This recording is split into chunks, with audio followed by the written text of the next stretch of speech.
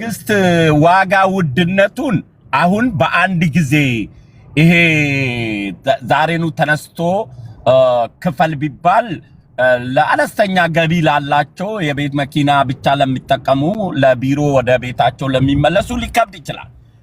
ነገር ግን ልክ እዚህ አገር ታርጋ መኪና ስትሸጥ ወይም የዓመት ግብር ቦሎ ስትቀይር ከፍለን ምን ወስደው ነገር አለ ዓመታዊ ግብራችንን የዛ ጊዜ አንድ መኪና ሰው ሲሸጥ ወይም ሲለውጥ የታርጋውን እዛ ላይ የጨመረ የስም ማዘዋወሪያ ቢደርግ የክፍያውን ሁኔታ ደግሞ መንግስት ወጥቶ ማብራሪያ ቢሰጥበት እኔ አሁን ኢትዮጵያ ውስጥ ስለማልጠቀም ለተጠቃሚ ላይ ፍርደ ገምድል ሰውኜ አልበዛም አልልም ሊበዛ ይችላል ምክንያቱም ኢትዮጵያ አሁን ያለው ግዛዊ የነዳጅ ሁኔታ ብዙ ነገሮች ውስብስብ ስለሆኑ በገንዘቡ ምክንያት ላይ አልከራከርም እንደ ግን ጠቅለል ባለ መልኩ ይሄን ታርጋ ቀድም ኢኖ ማን ነው አቃቅር እንዳወጣበት አይነት ምን አይነት ሰዎች እንደሆነን ወደ ዲጂታል እንደግ ከወንጀል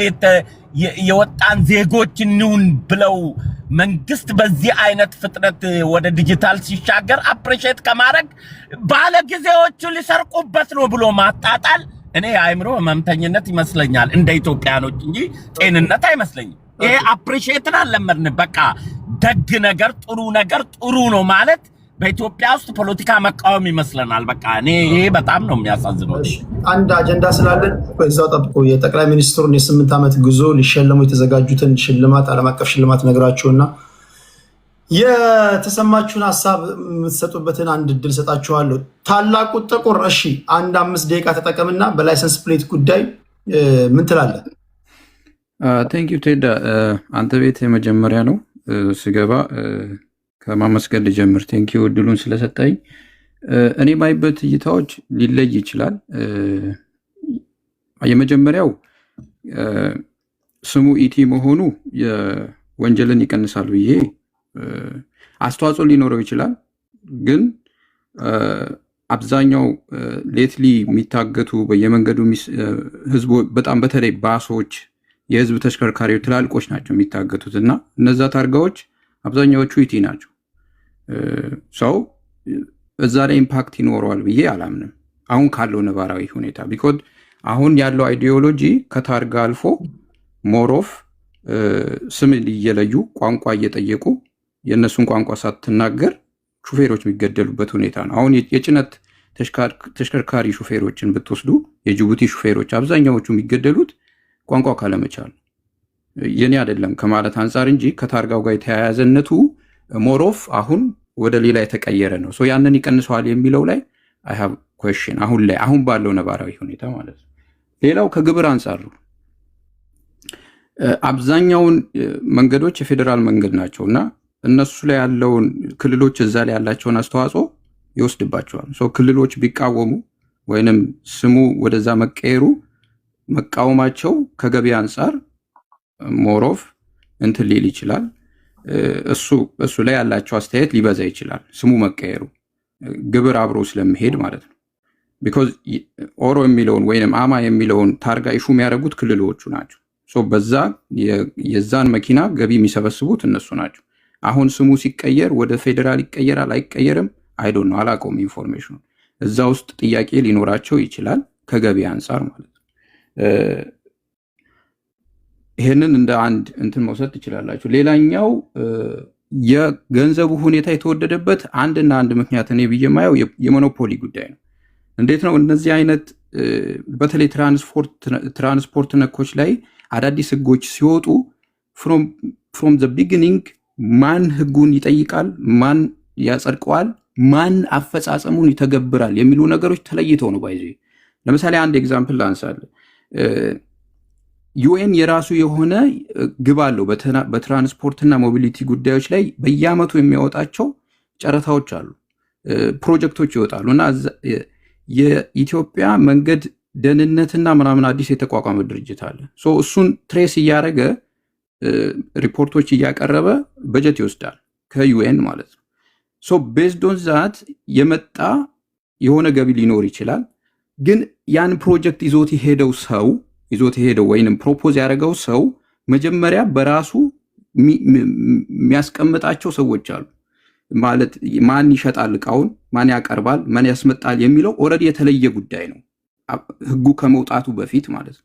ሶ ብሩ ከነዛ ሰዎች ጋር ሪሌት ያደርጋል።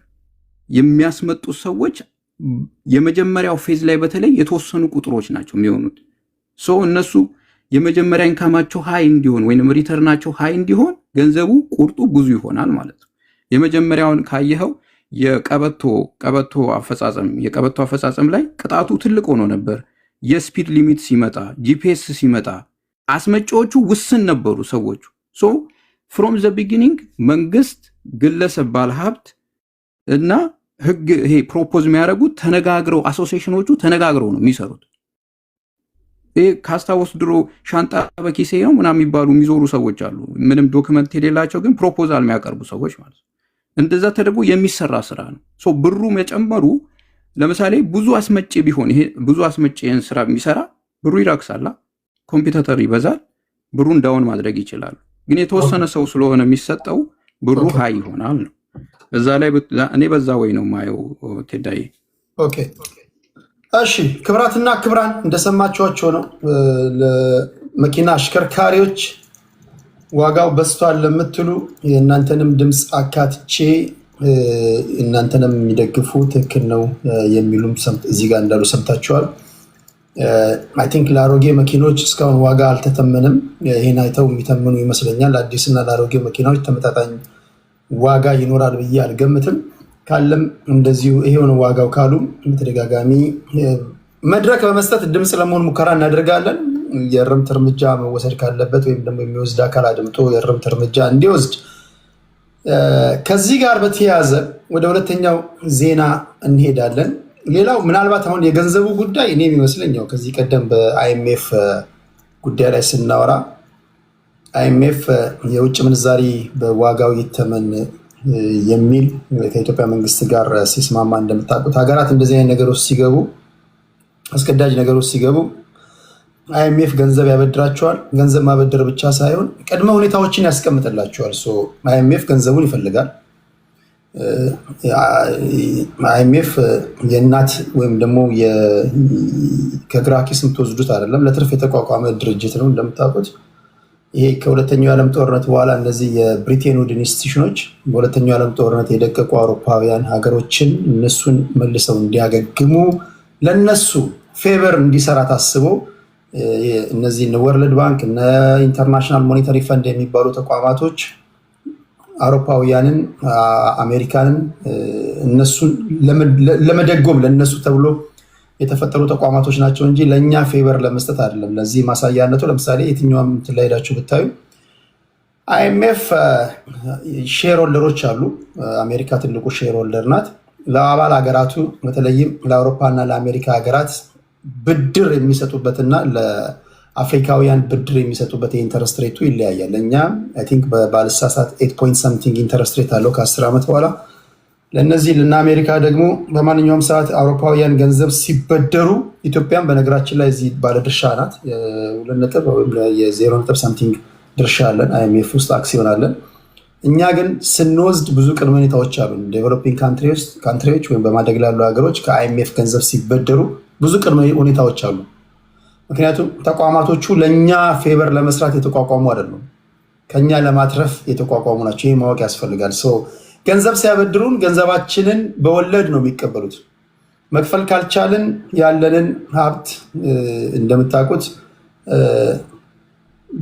ገንዘባቸውን ሊያገኙ በሚችሉበት መንገድ ይጠቀሙታል። ስለዚህ ለእኛ ያበደሩንን ገንዘብ እንዲያገኙ ደግሞ ምክር ሀሳቦችን ያቀርባሉ። ከነዚህ ምክር ሀሳቦች መካከል ደግሞ የነዳጅ ዋጋ ሰብሲዳይዝ ማድረግ ማቆም፣ እንደዚህ በተቻለ መጠን ኤክስፖርት ማበረታታት፣ ኤክስፖርት እንዲበረታታ፣ እነዚህ አምራቾች ወደ ሀገር ቤት እንዲመጡ መሳብ፣ እነዚህ ኢንቨስተሮች እንዲመጡ ማድረግ፣ የተለያዩ ዋጋዎችን መጨመር። መንግስት ራሷን የኢትዮጵያ መንግስት አይታችሁ ከሆነ ከአይኤምኤፍ ጋር ከተስማማ በኋላ በዚህ በሚቀጥለው ዓመት አይ ቲንክ የ1.5 1.4 ትሪሊየን ብር ለመሰብሰብ አቅጃለሁ ብሏል። በእያንዳንዱ በነካችሁት ነገር መንግስት ገንዘብ ሊቀበላችሁ ይችላል። ይሄ ከአይኤምኤፍ ጋር የሚፈራረሙ ሀገራት ባህሪ ነው። በቃ ምን ማድረግ አይቻልም። እዚህ ውስጥ የገባ ነው ለምንድን ነው? ጦርነት ውስጥ ገብተሃል። ጦርነት ውስጥ ትገባለህ። የምተኩሰው ቃላ ሁሉ ዶላር ነው። ዶላር ደግሞ የምተኩስ ከሆነ ሪዘርቭ እየተመናመነ ይመጣል። ሳትወድ በግድ ወደ ብድር ትሄዳለህ ማለት ነው። ጦርነት ውስጥ ገብተናል። ሀገራችን ኢኮኖሚ እንደምታውቁት በጦርነቱ ተጎድቷል። የተበደርነው ገንዘብ ደግሞ መንግስት መመለስ አለበት። ያን ለመመለስ ደግሞ የአይኤምኤፍ ሰዎች የሚያስቀምጡትን ቅድመ ሁኔታ አንድ በአንድ ተግባራዊ ማድረግ አለባቸው። ያንን እያደረጉ መሄዳቸው የማይቀር ነው የሚሆነው። ያ ደግሞ የኑሮ ውድነት ሊፈጥር ይችላል። ድጋሚ ደግሞ ጦርነቱም እየቆመ አይደለም። ያ ወዴት ሊወስደን ይችላል የምናየው ነው። የገንዘብ ነገሮች መሰብሰቡ መንግስት የተበደረውን ገንዘብ መመለስም ስላለበት ነው። እነዚህ ዋነኛ ነገሮች ናቸው ለማለት ያለው።